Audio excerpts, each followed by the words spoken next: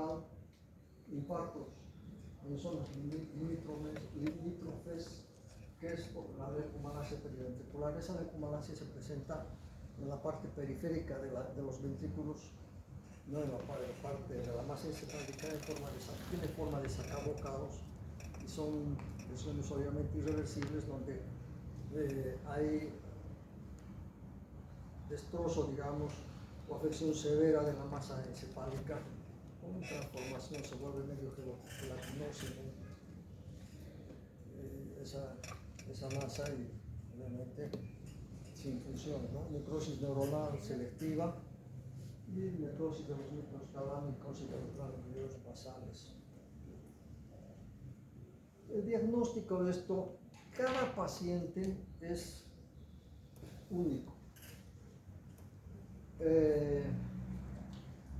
No es tan exacta un diagnóstico de este tipo, pero sí tiene que tener primero el criterio de que ha sido un bebé que ha tenido cierto grado de asfixia en el momento del nacimiento, que ha necesitado cierto grado de reanimación, ya sea con máscara.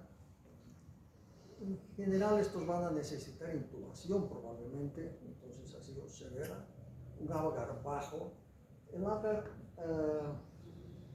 digamos, nos puede ayudar, en general no ayuda mucho, pero aquí pudiera ser, para mencionar por lo menos, o para llegar a hacer el informe del paciente, digamos, que ha tenido a los minutos o desde los 30 segundos, ha tenido un agar muy bajo, pero aquí dice que hasta los 5 minutos se mantiene con un agar bajo. Entonces ahí nos lleva a que, a pesar de la reanimación, este bebé no ha salido adelante. No se ha oxigenado bien. Y si hacemos la gasometría, el otro tema, ¿hacemos la gasometría o no? A ver, si estamos reanimando al bebé, estamos en un periodo terrible, o sea, ese momento es crítico, estamos oxigenando, tenemos que ver muchas cosas. Tenemos que ver primero que la temperatura del área donde estamos reanimando tiene que estar adecuada. El exceso de temperatura nos va a hacer daño, o la falta de temperatura también. Entonces, pero siempre esa área tiene que ser automáticamente regulada, en todos los pacientes tiene que ser adecuada esa temperatura. Tenemos que tener todo absolutamente listo, preparado, ordenado, todo tiene que estar en su lugar, obviamente. Estamos en plena reanimación y dicen, hay que hacer sangre de cordón. Yo no debería ese rato, yo al menos no. Si quieren tomarle, tendría que estar en el laboratorio, pero ese rato es un poco difícil. Hay otro tema que es un poco difícil en cuanto a la gasometría en sangre de cordón. ¿Saben por qué o no? Les he dicho en la clase pasada. ¿Por qué sería? A ver, se me ha olvidado. ¿Por qué? Porque el bebé dentro del útero está con una saturación de oxígeno de aproximadamente de 25 a 30. Eso es lo que le permite desarrollarse al bebé dentro del útero. Entonces, hasta los 5 a 7 minutos de que ha nacido, hasta los 5 minutos, tiene que haber evolucionado el bebé sin oxígeno. O puedo darle oxígeno ambiental en caso necesario, si es un bebé de más de 30 semanas. Entonces, dándole ese oxígeno en 5 minutos, o respirando solo, o estimulándolo solamente, que también que cierto grado de regeneración solamente lo estimulamos, tiene que llegar a 85, 90, 95, tiene que ir mejorando. Entonces tenemos que nosotros interpretar, a ver en qué rango está, qué momento está del nacimiento. Claro que si se mantiene después del nacimiento con un pH muy bajo, bueno, evidente, estamos en un periodo de un episodio de asfixia muy severo. Tiene que haber acidemia metabólica, entonces hemos dicho pH menor de 7. Tiene que haber un exceso de base menos 10, por lo menos, menos 8, menos 10. El agar tiene que ser persistentemente abajo. Las secuelas neurológicas no las vamos a poder ver, claro, eso va a ser poco más adelante, donde veamos que el bebé no está evolucionando bien, o además persiste, la otra cosa es que persiste más de las 72 horas. Si persiste más tiempo, entonces la probabilidad de que tenga una lesión severa es mayor, ¿no? Y afectaciones múltiples, obviamente, estos pueden tener cardíacas, como vamos a ver posteriormente, entonces, una persistencia de más de 72 horas asociada invariablemente a muerte o secuelas neurológicas de más de 72 horas que tenga, puede tener crisis convulsiva o, sobre todo, periodos de apnea, que es más grave todavía, quiere decir que hay una alteración del tronco encefálico y que la probabilidad de sobrevivir de este bebé es muy baja. Y hay bebés que también tienen una recuperación precoz y obviamente las repercusiones en el bebé van a ser muy pocas. Entonces podemos tener inicialmente una afectación renal con una hematuria, proteinuria, cierto grado de insuficiencia renal aguda, y algunos pueden presentar secreción inadecuada de hormona antidiurética, sobre todo los que son pretérminos. La afección pulmonar puede ser por la hipoxia.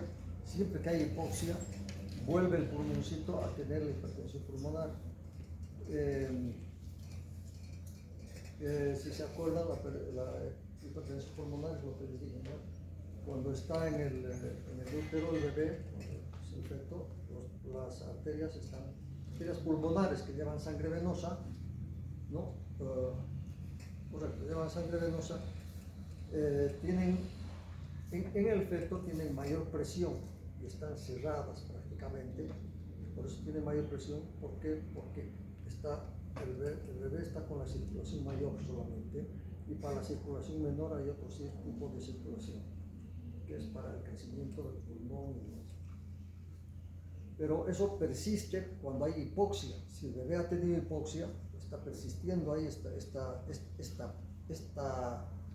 hipertensión que tiene el bebé, y el bebé no pasa casi la sangre, y el bebé no puede oxigenarse prácticamente, así le estamos metiendo oxígeno como sea. Hay otros métodos para tratar, pero esa es la hipertensión, ¿no? Puede haber hemorragia pulmonar. Aquí pone síndrome de aspiración de meconio, pero el síndrome de aspiración de meconio es al revés. El síndrome de aspiración puede provocar hipoxia, la asfixia del bebé, o puede estar asfixiado el bebé en el útero, puede estar en un sufrimiento fetal agudo severo, y ahí me da el síndrome de aspiración de meconio. Afectación cardíaca, puede haber dificultad respiratoria, signos de insuficiencia cardíaca y todos los signos que significan insuficiencia cardíaca. Hepática también puede haber, con alteraciones de las enzimas, ¿no?, hepáticas, gastrointestinales, puede haber enterocolitis isquémica, pero la más frecuente es la enterocolitis necrotizante, ¿no?, que hay una necrosis de la mucosa y hay sangrado también en el bebé. Inicialmente se puede detectar viendo si hay algo de sangre en heces. Después se hacen otros estudios. Alteraciones de coagulación, como coagulación intravascular designada, y metabólicamente puede haber, desde luego puede haber todo en este tipo de bebés, porque todo está alterado. Les dije que primero tenemos que controlar la temperatura, pero después también nos baja la glucosa. El oxígeno, tenemos que darle la cantidad de oxígeno que requiere exactamente, pero después pueden tener también alteración de calcio, como hemos visto, el calcio y el magnesio, ¿no? Y para estudiar este tipo de cosas con mayor exactitud, hay algo que aquí no tenemos, lamentablemente, ¿no?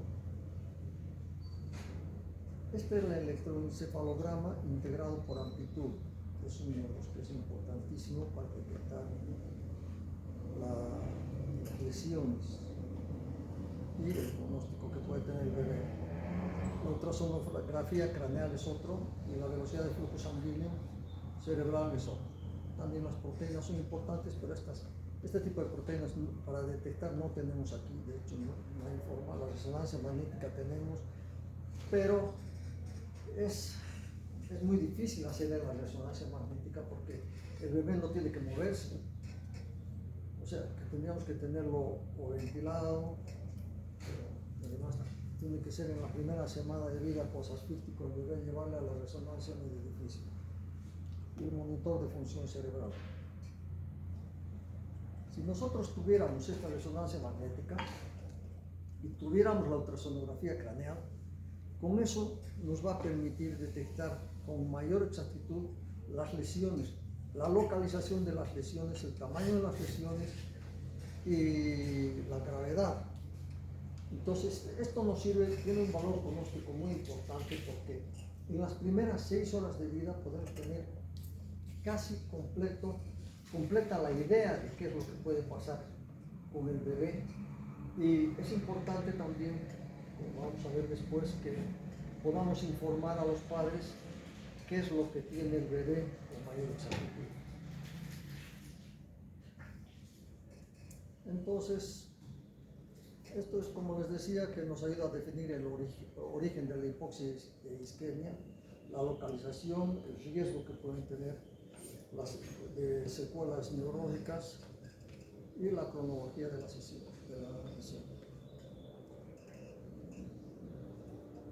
Este electroencefalograma integrado por amplitud más un monitor de función cerebral nos puede predecir, como les dije hace 2 diapositivas, la parte más importante neurológica tan pronto como se puede en unas 6 horas. Pero si vemos un patrón continuo, que es normal,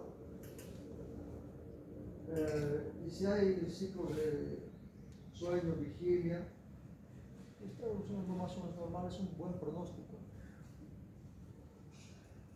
Y muchas veces pueden quedar pequeñas lesiones, pequeñas afecciones que pueden recuperarse en el bebé bastante fácilmente. Bueno, hay que hacer mucha fisioterapia y todo y puede recuperarse. El diagnóstico diferencial, no me gusta mucho hablar de esto porque, de hecho, es diagnóstico diferencial en un paciente que tiene una asfixia terrible. Pueden ser estos. Por ejemplo, detectar si se trata de encefalopatía perinatal, o sea, tratar de ubicar dónde está ubicada encefalopatía hemorrágica traumática. Traumática pudiera ser si le han hecho un cristal muy fuerte, un forceps, un vacuum, han salido el vacuum que era tremendamente lesionado al bebé, una encefalopatía metabólica infecciosa o por intoxicación. Pero eso es bien difícil y necesitamos tener otro tipo de estudios. El tratamiento de este tipo de bebés es tratar todo lo que les he mencionado que tenemos que hacer. Primero, anticiparnos, prevenir que esto no empeore, tratar de ubicar bien el tema, tener todo bien ordenado. Como digo, tiene que ser un centro donde tengamos absolutamente todo, ¿no? Según la patología, hacer lo correcto. Por ejemplo, si tiene aspiración de meconio, tener todo el material y el equipamiento adecuado para hacer la aspiración del meconio antes de que se le aspire, ¿no? Entonces, ¿cómo se hace eso? Tiene que ser con una sondita usando el mismo tubo que tenga una presión negativa adecuada. Entonces, se intuba. No ha de ser obviamente la misma presión en el tubo que en la sondita, ¿no? Tiene que ser, pero hay que tener ese tipo de cosas preparadas. Tenemos que dar entonces, lo importante es vigilar la temperatura, vigilar la glucosa, vigilar la presión arterial, la gasometría. No podemos darle más oxígeno del que requiere, porque le va a hacer daño, ni menos oxígeno tampoco. Darles el oxígeno exacto, mantener la presión arterial normal, buscar si hay otro tipo de alteraciones metabólicas. Siempre también lo último que se hace es pensar en darle vitamina K. Se le ocurre, ese momento no se nos ocurre, pero hay que hacerlo después.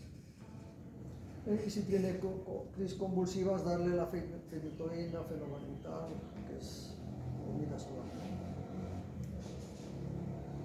Ahora, los neuroprotectores no se han demostrado que sean eficaces realmente, pero obviamente si no le va a hacer daño y podemos utilizarlo, sí vamos a utilizarlo.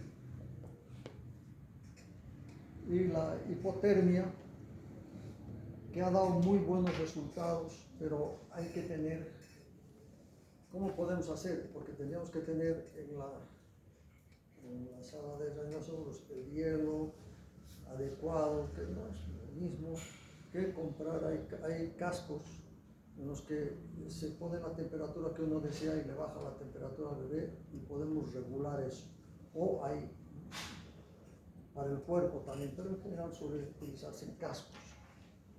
Y eso tiene buenos resultados, ha tenido buenos resultados, por lo menos mejor de lo que pueden quedarse en eso. Esta es la penúltima diapositiva, que la última es más o menos similar. Y esto también es algo muy difícil porque el médico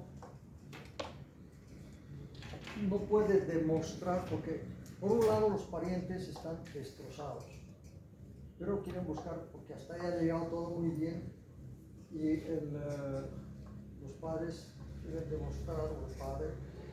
demostrar que algo realmente ha pasado. ¿Qué es lo que ha pasado inicialmente? Después que algo ha pasado y que alguien es el culpable. Después viene quién va a ser, el ginecólogo o el neonatólogo, pero alguien tenemos que culpar de eso. Entonces es una reacción normal que todos tienen, ¿no? Pero no hay cómo probar. Y para nosotros también, por parte nuestra, también es muy difícil probar y decir si exactamente se debe a esto o a esto. Es un poquito difícil, ¿no? Entonces hay unas implicaciones médico-legales que, como dice aquí, son emocionales y sociales que conllevan a esta patología.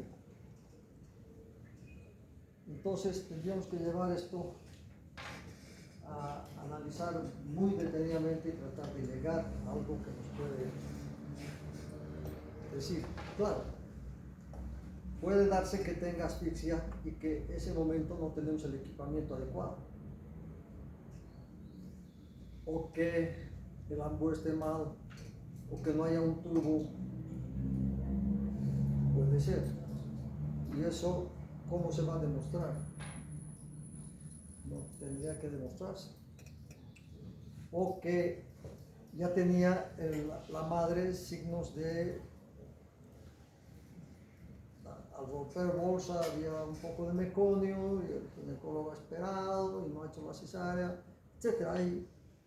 Puede haber signos claros, pueden haber, pero si llegaran a escribir aquí todos esos datos es dudoso, ¿no? Pero siempre hay un litigio. Ese es el problema de ese tipo de patologías. Doctor, buenas tardes. ¿Cómo están? Buenas. El ascensor se había atascado en esta. Entonces, esta patología, como les digo, no es tan común. Convendría hacer estudios para determinar de dónde viene esta patología, pero igual no nos va a llevar mucho, es un tema un poco difícil. Por eso creo que debemos llevar temas que son más comunes para ustedes. Pero bueno, por lo menos saben qué ocurren con estos bebés que tienen hipoxia. Y lo mejor, lo que nosotros debemos tener siempre es estar siempre debemos tener todo listo, preparado. Todo tenemos que tener perfectamente preparar antes de recibir al bebé. Fijarse bien cómo está todo, ¿no? Todo, absolutamente todo. La temperatura, el lugar, cómo vamos a recibir, si funcionan todas las mangueras, después si funcionan, se las envuelve, se pone estas mangueras son de tal lugar, las otras son de tal otro lugar, etc. Los monitores tienen que estar funcionando perfectamente.